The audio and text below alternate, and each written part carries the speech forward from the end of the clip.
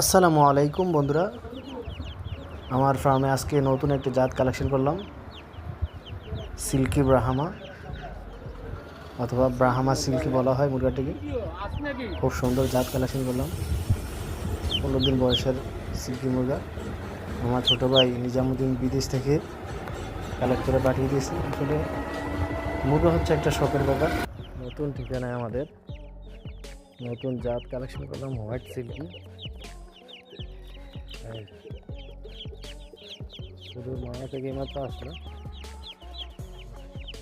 Colombian light Brahma এবং জাত select করলাম সিল্কি মুরগা 15 দিন বয়স। আশা করি আবার যার দরকার হলে জানাবেন। হোয়াইট সিল্কি কেমন হলো কালেকশনটা সবাই অবশ্যই কমেন্টে জানাবেন।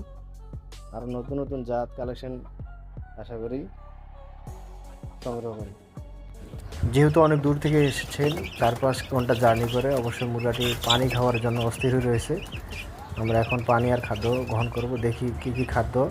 প্রথম অবস্থায় আমরা অবশ্যই একটা মেডিসিন জাতীয় খাবার খাওয়াতে হবে মুরগাকে, যাতে পানি শূন্যতা আসে শরীরে। কোনো ধরনের বাচ্চা যদি বাজার থেকে আনেন বা কোথা থেকে ক্যারি করে আনেন, সর্বপ্রথম আপনারা ওরসালানের পানি অথবা লাইসোবিক দেওয়ার চেষ্টা করবেন। কারণ দখল থেকে বাঁচার জন্য পানি শূন্যতা বেশিরভাগ মুরগার গায়ে পানি শূন্যতা হয়ে যায়। দেখেন কীভাবে পানি পান করছে, পানি খেতেছে শুধু পানির জন্য হাহাকার। খাদ্য এখন বেশি খাবে না।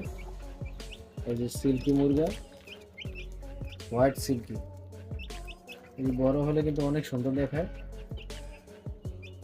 দেখা যাক আল্লাহ তাআলা আসলে কি করে।